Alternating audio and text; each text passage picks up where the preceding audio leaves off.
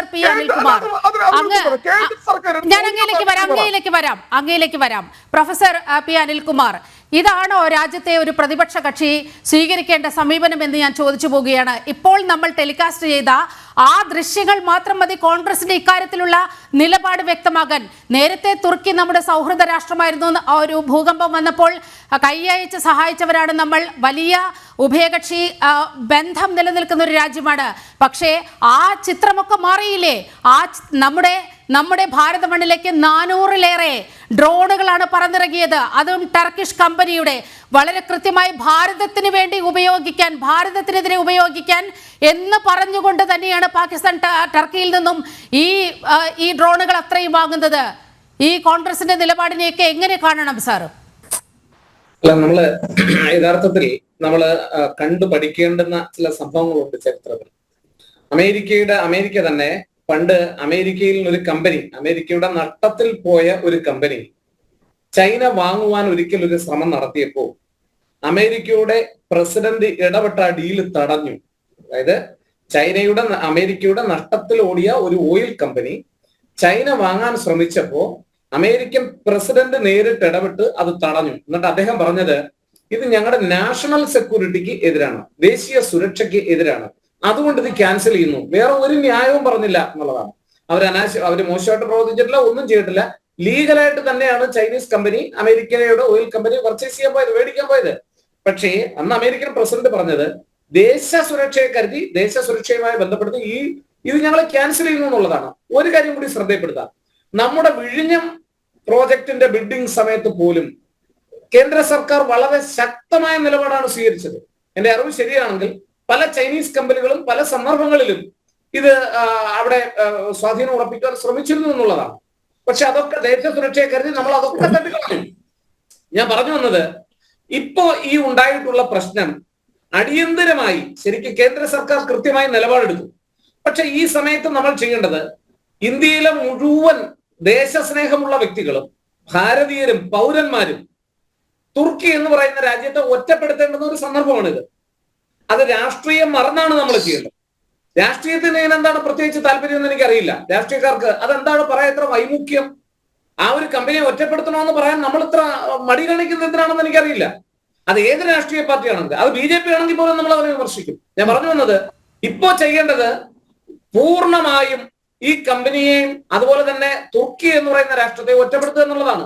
നിങ്ങളൊന്ന് ആലോചിച്ചു, ജവഹർലാൽ നെഹ്റു യൂണിവേഴ്സിറ്റിയിലെ ഒരു പഠന വിഭാഗവുമായി തുർക്കിയിലെ ഒരു യൂണിവേഴ്സിറ്റിക്ക് എഗ്രിമെന്റ് ഉണ്ടായിരുന്നു. ഇപ്പൊ അവർ എഗ്രിമെന്റിൽ ഒപ്പിട്ട് വെച്ചിരുന്നു. ആ യൂണിവേഴ്സിറ്റി അത് ക്യാൻസൽ ചെയ്യാണ്, അതെടുത്ത് കളയുകയാണ്. അവർ പറഞ്ഞു ഞങ്ങൾ ഇതിന് വില്ലിങ് അല്ല, ഇനി ഇത് ദേശ സുരക്ഷയെ കരുതി ഞങ്ങളത് റദ്ദാക്കുന്നു എന്നാ പറഞ്ഞത്. അപ്പൊ ധാരാളം ഇത്തരത്തിലുള്ള നിലപാടുകളുമായിട്ടാണ് രാഷ്ട്രം ഇപ്പൊ മുന്നേറുന്നത്. അപ്പൊ പണ്ടിങ്ങനെ ആയിരുന്നു, അതുകൊണ്ട് നമ്മളത് അവർക്ക് വേണ്ടത്ര പിന്തുണ കൊടുക്കണമെന്നല്ല ഈ പറഞ്ഞു വരുന്നതിന്റെ അർത്ഥം. അങ്ങനെ അല്ല ചെയ്യേണ്ടത്. നമ്മൾ ചെയ്യേണ്ടത് ഇത്തരുണത്തിൽ ഒരു നിമിഷം നേരത്തെ ഈ കരാർ, ഈ തുർക്കിയുമായിട്ടുള്ള സകല കരാറുകളും റദ്ദ് ചെയ്യുക എന്നുള്ളതാണ്. ഒന്ന് ആലോചിച്ച് നോക്കൂ, നമ്മുടെ ശത്രുപക്ഷത്ത് നിൽക്കുന്ന ഒരു രാജ്യം നമ്മുടെ ശത്രു രാജ്യത്തെ യുദ്ധസമയത്ത്, അതുവരെയും ആണെങ്കിലും കുഴപ്പമില്ല, യുദ്ധസമയത്ത് വേണ്ടതെല്ലാം നൽകി സഹായിക്കുന്ന ഒരു രാജ്യം 3 കർഗ വിമാനങ്ങൾ പറന്നിറങ്ങി എന്നാണ് റിപ്പോർട്ട്. ശരിയല്ല, എന്തായാലും ഒരെണ്ണം ഇറങ്ങി എന്നുള്ളത് ഉറപ്പാണ്. എന്തായാലും ഇത്തരത്തിലുള്ള കാര്യങ്ങൾ നടത്തി നമ്മുടെ ദേശ സുരക്ഷയെ ബാധിക്കുന്ന നിരവധി തീരുമാനങ്ങളും നിരവധി പ്രവർത്തനങ്ങൾ ആ കമ്പനി നടത്തുമ്പോൾ, ദേശ സുരക്ഷ എന്ന് ഞാൻ പറയുന്നത് ഒരു വിമാന കമ്പനിയുടെ കാർഗോ സെക്ഷനുമായി ബന്ധപ്പെട്ട എഗ്രിമെന്റ്, അതുമായി ബന്ധപ്പെട്ട് പ്രവർത്തിക്കുക എന്ന് പറഞ്ഞാൽ എന്തൊക്കെ കാര്യങ്ങൾ അതിൽ ഉൾപ്പെടുന്നു എന്ന് നമുക്ക് അറിഞ്ഞൂടെ? ഇത് അത്ര രഹസ്യമായിട്ടുള്ള കാര്യമൊന്നുമല്ലല്ലോ.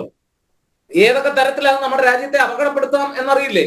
ഒരു വിമാനം അപകടപ്പെടുത്താൻ അതിൽ കൂടുതലൊന്നും വേണ്ടല്ലോ. അതിനകത്ത് എന്തെല്ലാം കാര്യങ്ങൾ, നമ്മുടെ എല്ലാ കാർഗോ സെക്ഷന്റെയും മൂവ്മെന്റുകൾ കൺട്രോൾ ചെയ്യുന്ന കമ്പനികളല്ലേ അതിലൊക്കെ പലരും വർക്ക് ചെയ്യുന്ന ഒരു കോൺട്രാക്ട് സ്റ്റാഫാണ്. അതും കൂടി നമ്മൾ മനസ്സിലാക്കണം. ഈ തുർക്കി കമ്പനി ഇങ്ങനെ വന്ന് കാര്യങ്ങൾ നടത്തുമ്പോൾ അതിലൊക്കെ വർക്ക് ചെയ്യുന്ന 90% കോൺട്രാക്ട് സ്റ്റാഫ് ആയിരിക്കും. ഈ കോൺട്രാക്ട് സ്റ്റാഫ് എന്ന് പറയുന്നത് പലപ്പോഴും യാതൊരു വിധമായ സർക്കാരിനോ മറ്റുള്ളവർക്കോ വേണ്ടത്ര നിയന്ത്രണങ്ങളുള്ളവരായിരിക്കത്തില്ല. ഇത്തരം കമ്പനികളെ ഒരു നിമിഷം മുമ്പ് പടിക്ക് പുറത്ത് നിർത്തണം. ആദ്യം പറയേണ്ടത് കേന്ദ്ര സർക്കാരിനോട് ആദ്യം ഈ കമ്പനി പുറത്ത് നിർത്തിയിട്ട് സംസാരിക്കൂ എന്നാണ് കോൺഗ്രസ് പറയേണ്ടത്. കോൺഗ്രസ് എന്നല്ല, മുഴുവൻ രാഷ്ട്രീയ പ്രസ്ഥാനങ്ങൾ പറയേണ്ടത് അങ്ങനെയാണ്. നമ്മൾ വിദേശ വസ്ത്രങ്ങൾ ബഹിഷ്കരിക്കാൻ പറഞ്ഞിട്ട് പോലും ബഹിഷ്കരിക്കാത്ത ചില രാജ്യങ്ങളുണ്ട്. അത് ആ രാജ്യത്തോടുള്ള കമ്മിറ്റ്മെന്റ് സ്നേഹം കൊണ്ടാണ്. നിങ്ങൾ ജപ്പാന്റെ കാര്യം എടുത്തു നോക്കൂ. സ്വാതന്ത്ര്യ സമര സമയത്ത് നമ്മൾ വിദേശ വസ്ത്രങ്ങളൊക്കെ ബഹിഷ്കരിക്കാൻ പറഞ്ഞൊരു സന്ദർഭത്തിൽ ഗാന്ധി പറയുന്നുണ്ട്, നിങ്ങൾ ജപ്പാന്റെ വസ്ത്രങ്ങളെ കുറിച്ച് ജപ്പാൻ ബഹിഷ്കരിക്കാൻ ആവശ്യമില്ല, ജപ്പാൻ നമ്മളോടൊപ്പം സഹകരിക്കുന്ന രാജ്യമാണെന്ന്. അപ്പോ നമുക്ക് അങ്ങനെയും നിലപാടെടുത്തിട്ടുണ്ട്. നമ്മൾ ഒരു രാജ്യത്തോട് സ്നേഹവും മമതയും ഒക്കെ കാണിക്കുന്നത് നമ്മുടെ ദേശ താല്പര്യങ്ങൾ വെച്ചുകൊണ്ടാണ്. തുർക്കി കമ്പനിയെ നമ്മൾ ഈ ഏത് അർത്ഥത്തിലാണ് ഏതെങ്കിലും ഒരു വാക്കുകൊണ്ട് പോലും സഹായിക്കേണ്ടുന്ന കാര്യമില്ല എന്നുള്ളതാണ്. ഇപ്പൊ നോക്കൂ, ഇതിനകത്തെ രാഷ്ട്രീയ പാർട്ടികളുടെ പ്രതിനിധികളാണ് കൂടുതൽ ഉത്തരവാദിത്തം കാണിക്കേണ്ടത്. പക്ഷെ ജനങ്ങൾ പ്രതികരിക്കുകയാണ്. എത്രയോ സാധാരണക്കാരായ ആളുകൾ സന്തോഷപൂർവ്വം ടൂർ പ്രോഗ്രാമിന് വേണ്ടി ബുക്ക് ചെയ്യുന്ന സ്ഥലങ്ങൾ ക്യാൻസൽ ചെയ്യുന്നു. അത്ര പോലും ഒരു റിസ്ക് എടുക്കാൻ കേരളത്തിലെയോ ഇന്ത്യയിലെയോ നമ്മുടെ ഇതര രാഷ്ട്രീയ പ്രസ്ഥാനങ്ങൾക്ക് കഴിയാത്തതുണ്ട്. അപ്പൊ അതുകൊണ്ട് നമ്മൾ ഉറച്ചു വിശ്വസിക്കേണ്ടത് ദേശ സുരക്ഷയെ കരുതി. ഇവിടെ ന്യായവും അന്യായവും എന്നുള്ള പ്രശ്നം പല കമ്പനികൾക്കുമായിട്ട് നമുക്ക് പല കരാറും ഉണ്ടാവും. അതൊക്കെ ജനാധിപത്യത്തിൽ അധിഷ്ഠിതമായിരിക്കും. പക്ഷേ ദേശ സുരക്ഷയ്ക്ക് ഒരു രാഷ്ട്രത്തെ സംബന്ധിച്ചിടത്തോളം വളരെ പ്രധാനപ്പെട്ടതാണ് ദേശ സുരക്ഷ എന്ന് പറയുന്നത്. അവിടുത്തെ ബാക്കിയുള്ള താല്പര്യങ്ങളൊക്കെ മാറ്റിവെക്കുക.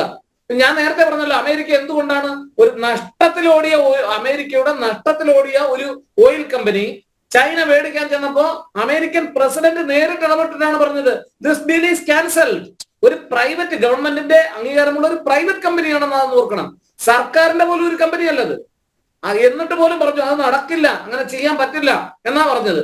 അപ്പൊ അതുപോലെ നിങ്ങളൊന്ന് ആലോചിച്ച് നോക്കുക, എന്തുകൊണ്ട് അവരെ നട്ടത്തിലോടി ഒരു കമ്പനി വേറെ കമ്പനി മേടിക്കാൻ ചെല്ലുമ്പോ അത് പാടില്ല എന്ന് പറയുന്ന ആ ദേശത്തിന്റെ സുരക്ഷയെ മുൻനിർത്തിയാണ്. അപ്പൊ അവിടെ നമ്മൾ ജനാധിപത്യവും നീതിയും സാരവും ഒന്നും പറയാൻ പറ്റില്ല. നമ്മുടെ രാജ്യത്തിനെതിരെ ശക്തമായ യുദ്ധത്തിൽ നിലപാടെടുത്ത ഒരു രാജ്യം, നമ്മുടെ ശത്രു രാജ്യത്തെ നിരന്തരമായി സഹായിച്ച ഒരു രാജ്യത്തെ വാക്കുകൊണ്ടോ പ്രവൃത്തി കൊണ്ടോ ഒരു തരത്തിലുള്ള സഹായവും എക്സ്റ്റെൻഡ് ചെയ്യാൻ പാടില്ല എന്നുള്ളതാണ്. വാക്കുകൾ പോലും ഒരു മമത കാണിക്കുക എന്ന് പറഞ്ഞാൽ അതിന്റെ അർത്ഥം എന്തൊക്കെയോ അതിനകത്ത് അടിത്തട്ടിൽ ഉണ്ട് എന്നാണ്. ഞാനിപ്പോ അഴിമതി നടത്തിയെന്നോ അല്ലെങ്കിൽ കോൺഗ്രസ് അവരുടെ സമയത്ത് അഴിമതി നടത്തിയെന്നോ എന്ന് പറയാൻ ഞാനാളല്ല. പക്ഷെ ഒരു കാര്യം വ്യക്തമാണ്, നിശ്ചിതമായി വിമർശിക്കേണ്ടുന്ന സമയത്ത് അത് പറയാതെ നിലകൊള്ളുന്നത് അഴിമതിയാണ്. ഇതാണ് എനിക്ക് പറയാനുള്ളത്. അതെ, ശ്രീ പ്രൊഫസർ റോണി കെ ബേബി, അതാണ് ഞാൻ ചൂണ്ടിക്കാട്ടിയത്. കോൺഗ്രസ് പറയേണ്ട വളരെ കൃത്യമായി ഈ കമ്പനിയെയും തുർക്കിയെയും തള്ളി പറയേണ്ട ഒരു ഘട്ടത്തിൽ നിങ്ങളുടെ നേതാക്കൾ എടുക്കുന്ന സമീപനമാണ് ഞാൻ ചൂണ്ടിക്കാട്ടിയത്. പ്രൊഫസർ റോണി കെ ബേബി, അങ്ങേക്ക് അതൊന്ന് കൂട്ടിച്ചേർക്കാം. എനിക്ക് മുമ്പ് സംസാരിച്ച ബഹുമാനപ്പെട്ട സുഹൃത്ത് അദ്ദേഹം എന്താണ് എഴുതാപ്പുറം വായിക്കുന്നത് എന്ന് എനിക്ക് മനസ്സിലാകത്തില്ല. ഈ കമ്പനിയുമായി ബന്ധപ്പെട്ട ഒരു ചോദ്യം പോലും ഇതുവരെ കോൺഗ്രസിനെതിരെ ഉയർന്നിട്ടില്ല, ആരും ചോദ്യം ചോദിച്ചിട്ടുമില്ല. ഇപ്പോൾ ഇവിടെ കാണിച്ച വിഷന് പോലും തുർക്കി എന്ന് പറയുന്ന രാജ്യവുമായിട്ടുള്ള ഇന്ത്യയുടെ ബന്ധത്തെ കുറിച്ചുള്ള ചോദ്യം വന്നത്. അല്ലാതെ ഈ പറയുന്നത് എന്താ തുർക്കിയുമായിട്ടുള്ള കമ്പനിയുമായിട്ട് പിന്നെ കോൺഗ്രസിന് അഴിമതി നടത്തി അഴിമതി ആരോപിക്കുന്നില്ല എന്ന് പോലും ഇനി സംശയത്തിന് മുൻപിൽ നിർത്തേണ്ട കാര്യമുണ്ടോ? ഇന്ത്യയുടെ ഒരു ശത്രു രാജ്യവും ഇന്ത്യയുടെ സഖ്യരാജ്യമല്ല, അല്ലെങ്കിൽ കോൺഗ്രസ് അതിന് ഒരു കാലത്തും അംഗീകരിക്കത്തില്ല. രാജ്യസുരക്ഷയാണ് ഏറ്റവും പ്രധാനപ്പെട്ടത്. അതിന് 100% പോലും വിട്ടുവീഴ്ച പാടില്ല. അതിനകത്ത് ഇന്ന് കേന്ദ്ര സർക്കാർ എടുത്തിരിക്കുന്ന നടപടി തീർത്തും സ്വാഗതാർഹമാണ്, അത് അഭിനന്ദാർഹമാണ്. തീർച്ചയായിട്ടും അതുപോലെ കുറച്ച് നടപടി വേണം. ഇവിടെ ഞാൻ ചോദിക്കുന്ന ചോദ്യം എന്ന് പറയുന്നത്, ഇവിടെ ഈ തുർക്കിയുമായി ബന്ധത്തില് കമ്പനിക്കെതിരെയുള്ള നടപടി അവതരിച്ചിട്ട് അതിന്റെ വഴിയെ പോട്ടെ, ആ നടപടി എടുക്കണം, അതിനെ കരിമ്പട്ടികൾ പെടുത്തണം, ഇന്ത്യയിൽ നിന്ന് പുറത്താക്കണം. പക്ഷെ എനിക്കിവിടെ ചോദിക്കാൻ ചോദ്യം, ഈ തുർക്കിയുമായിട്ടുള്ള ഈ ബന്ധത്തില് എന്തിനാണ് കോൺഗ്രസിനെ വലിച്ചെടുക്കേണ്ടത്? ഈ ഇന്ത്യക്ക് എതിരായി പാകിസ്ഥാനെ അവർ എപ്പോഴും പിന്തുണച്ചോ അന്ന് മുതൽ തുർക്കി നമ്മുടെ ശത്രുരാജ്യമാണ്. കോൺഗ്രസിന്റെ നിലപാട് അതാണ്. പക്ഷെ ഞങ്ങളോട് ചോദിക്കുമ്പോൾ ആഗ്രഹിക്കുന്നത്, ഇപ്പൊ അവിടെ പിന്നെ ഇത് ഉണ്ടായിട്ട് 10-12 ദിവസം കഴിഞ്ഞു. കേന്ദ്ര സർക്കാർ ഈ തുർക്കിക്കെതിരെ എന്ത് നടപടി സ്വീകരിച്ചു? അതാ ഇപ്പോൾ ഞങ്ങളോട് ചോദിക്കുമ്പോൾ ഞങ്ങൾ തിരിച്ചു ചോദിക്കാൻ പറ്റി ആഗ്രഹിക്കുന്നത്, കേന്ദ്ര സർക്കാർ ഇതേവരെ ശത്രു രാജ്യമായി തുർക്കിയെ പ്രഖ്യാപിച്ചോ? കച്ചിൽ നിന്ന് ഒരാളെയും വിളിച്ച് ഇന്ത്യയുടെ ശക്തമായ പ്രതിഷേധം ഇതിനെ രേഖപ്പെടുത്തിയോ? കാര്യം മനസ്സിലാക്കണം. ഇന്ത്യക്ക് പാകിസ്ഥാനുമിടയിൽ bureau of civil aviation and securities എന്ന് പറയുന്നത് കേന്ദ്ര സർക്കാരിന്റെ ഒരു സ്ഥാപനമാണ്. ഇവിടെ നരേന്ദ്രമോദി തന്നെ പറയണമെന്നുണ്ടോ ഇക്കാര്യങ്ങളൊക്കെ?